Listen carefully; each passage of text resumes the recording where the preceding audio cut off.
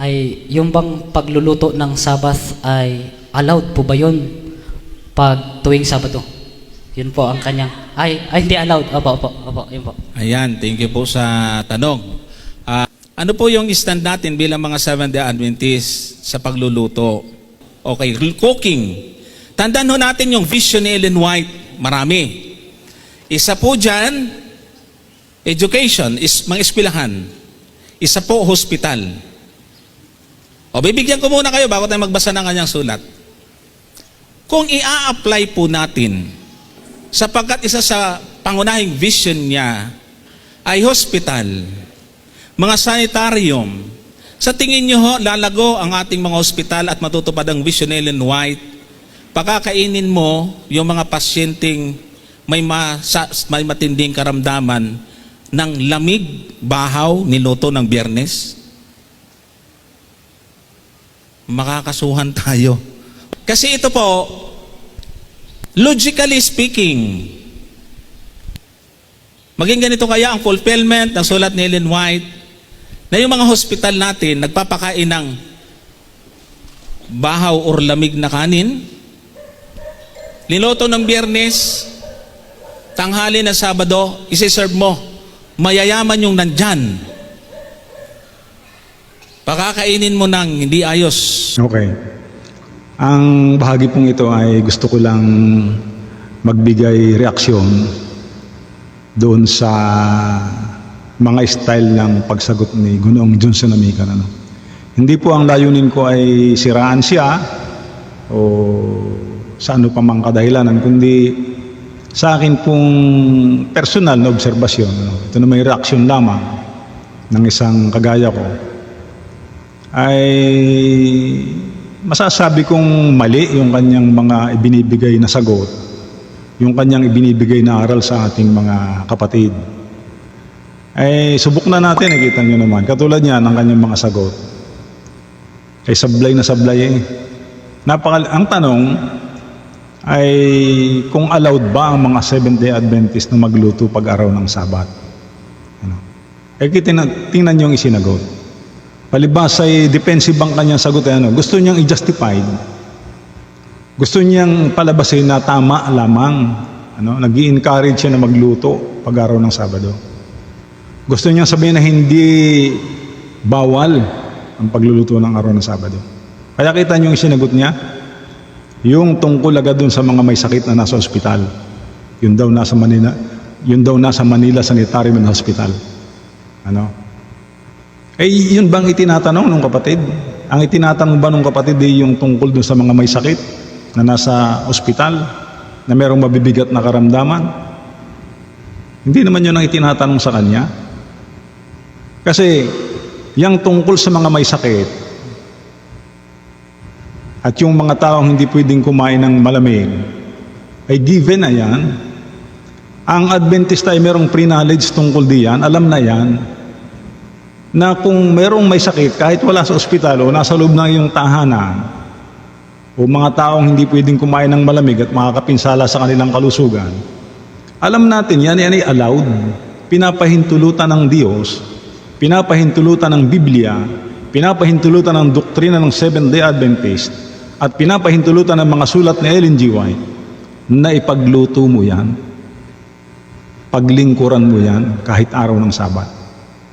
Ay hindi naman yun ang itinatanong sa iyo. Yung bang nagtanong sa iyo yung nasa ospital? Ang itinatanong sa iyo niyang mga yan, yung iglesia na iyong pinuntahan, ay yung generally, yung katulad mo, katulad ko, o katulad niya mga nasa simbahan, nasa ospital ba ang mga yan? Wala naman sa ospital ang mga yan. Malalakas pa yan sa kalabaw. O allowed ba silang magluto pag araw ng Sabat? Yun ay tinatanong sa iyo. Yung wala namang dahilan. Ay ang isasagot mo naman yung mga vision ni Ellen White tungkol sa ospital, tungkol sa paaralan. Ayun. Kahit nga yung eskwelahan hindi naman ini-encourage na magluto pag araw ng Sabat, ipinagbabawal din yan sa kanila. Hindi yan itinuturo ng Seventh-day Adventist. Sa doktrina ng Seventh-day Adventist.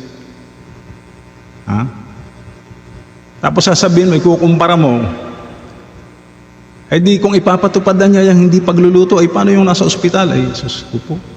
Eh hindi naman yun ang itinatanong sa iyo. Alam mo yun? Ha? It is lawful to do good on the Sabbath. Ha?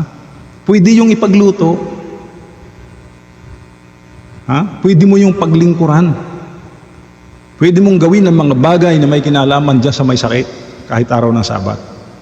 Eh hindi naman yun ang itinatanong sa iyo, eh bakit yun ang iyong isasagot? Tapos sabi mo pa, logically speaking, anong ibig mo sabihin? Nasabi mo hindi lalago ang mga sulat ni Mrs. White, hindi lalago ang Seventh-day Adventist kung ipatutupad natin yung hindi pagluluto ng araw ng Sabat. Aba, kita mo yun? Eh di ini-encourage mo yung tao na magluto pag araw ng Sabat. Gina-justified mo ang iyong pagluluto pag araw ng Sabat. Eh ganun ba ang turo ng Seventh-day Adventist? Ha? Kaya sablay ay dadalhin mo sa apo yung mga kapatid. Hindi ang itinatanong sa iyo tungkol doon sa may sakit. Eh sasagot mo naman ay yun. Oh. Ay kung walang sakit, yun ang itinatanong sa iyo. Kung wala bang sakit ang tao, allowed ba na magluto ng araw ng Sabat? O hindi? Yun ang itinatanong. Kasi ang alam kong turo dyan ng Seventh-day Adventist ay hindi. Ang sagot dyan kaagad ay hindi. Hindi ipinapayo ng Seventh-day Adventist Church na magluto ang mga Adventista pag araw ng Sabado. Ang ipinapayo, ang itinuturo ay iwasan na magluto pag araw ng Sabat. Ay sa iyo naman, ini-encourage mo. Gina-justified mo. Binibigyang katwiran mo. Kaya nga ang una mong sagutin, agad may mga sakit na yan. Nasabi mo pa nga ay mayayaman ang nariyan, ay pakakainin mo ng bahaw.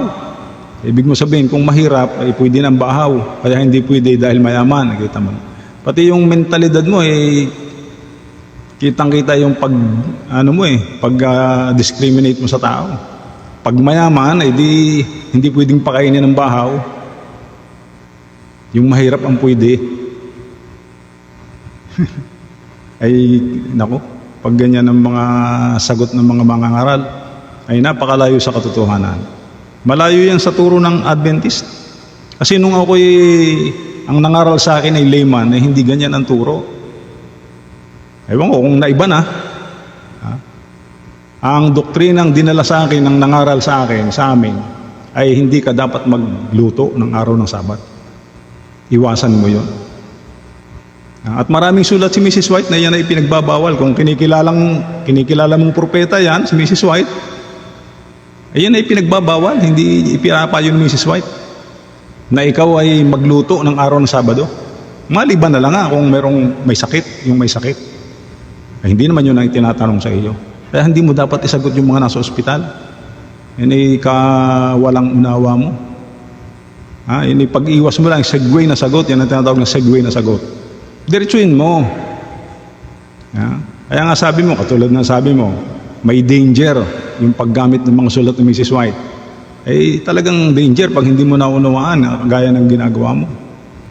Kaya hindi ko alam kung bakit dapat ito, bago ito magsalita, ini-screen muna ng kung sino mang authorized person ng denomination na mali ang itinuturo niyan. Hindi ganyan ang turo ng Seventh-day Adventist. Nag-i-encourage siya Gina-justified niya yung pagluluto pag araw ng Sabat. Kasi nga daw kung doon nga sa ospital nagluluto, iba naman yung nasa ospital. Hindi naman yun ang itinatanong sa iyo.